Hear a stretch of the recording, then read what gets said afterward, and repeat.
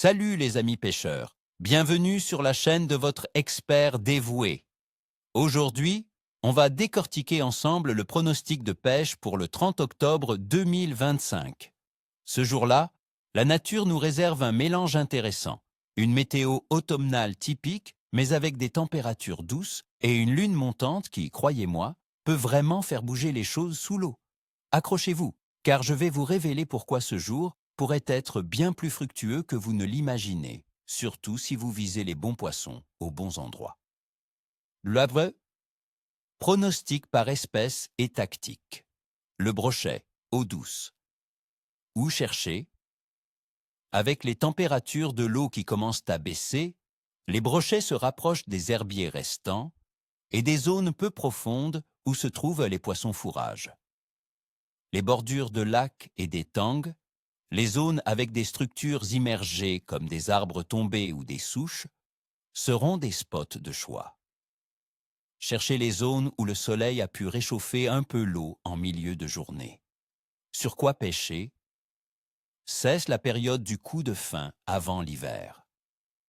Privilégiez les gros leurres souples imitant des poissons blancs, les spinnerbaits ou les swimbaits, des couleurs naturelles si l'eau est claire, des couleurs plus vives si le temps est couvert et l'eau teintée.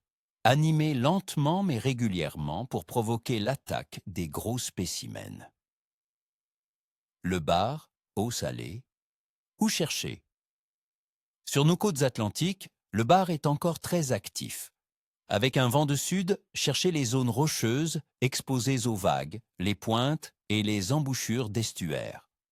Sur la Méditerranée, malgré la douceur de l'eau, il reste présent près des têtes de roche et des zones brassées.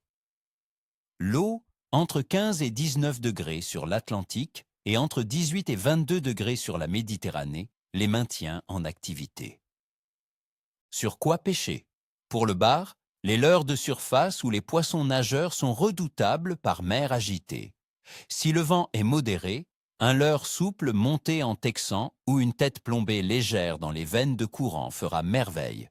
N'hésitez pas à les animer de manière assez agressive pour imiter une proie en fuite. La dorade royale, eau salée. Où chercher?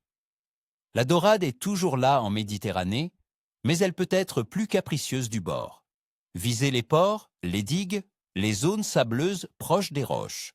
Une petite astuce, les parcs à huîtres peuvent être très productifs si l'accès est autorisé et respectueux de l'environnement. Ces zones offrent de la nourriture en abondance. Sur quoi pêcher? La dorade est fine bouche. Des appâts naturels comme le ver de sable, arénicole, le couteau ou la crevette fraîche seront vos meilleurs alliés. Un montage coulissant léger avec un hameçon fin de fer est essentiel.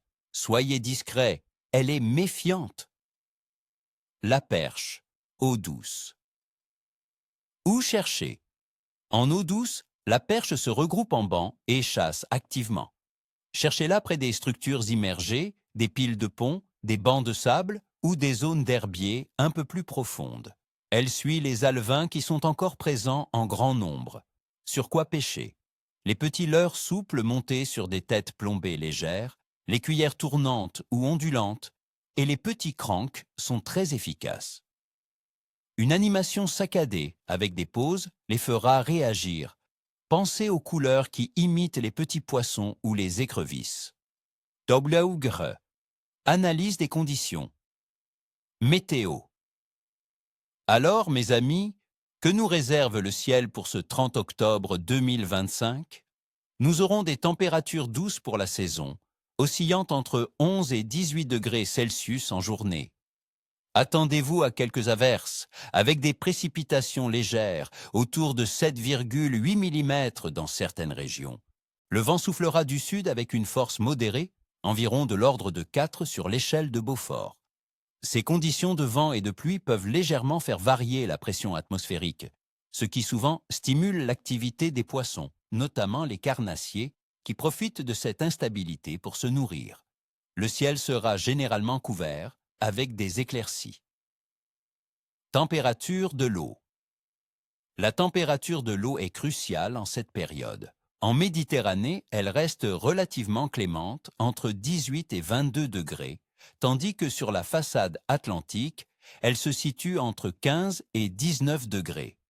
Ces températures, bien que baissant progressivement, sont encore suffisantes pour maintenir une bonne activité alimentaire chez de nombreuses espèces. Le léger refroidissement stimule leur appétit avant l'arrivée de l'hiver. Phase de lune. En ce 30 octobre 2025, nous serons en phase de lune gibbeuse croissante, avec une illumination d'environ 58%. C'est un moment souvent considéré comme favorable par les pêcheurs, car la lune montante est censée augmenter l'activité des poissons. Nombreux sont ceux qui observent un meilleur rendement quelques jours après la nouvelle lune et avant la pleine lune. C'est le cas pour aujourd'hui, juste après le premier quartier. Activité générale de la poisson.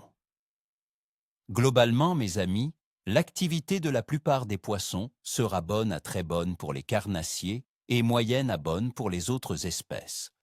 C'est l'automne et nos amis à écailles sont en pleine phase de gavage avant l'hiver. Les températures douces, la légère instabilité météo et la phase lunaire propice sont des facteurs qui convergent vers un pronostic positif. Attendez-vous à de belles surprises, surtout si vous ciblez les brochets, les bars ou les perches, qui seront particulièrement actifs. Mon pronostic est donc un bon à très bon clef pour les carnassiers et un clef moyen à bon pour les espèces sédentaires.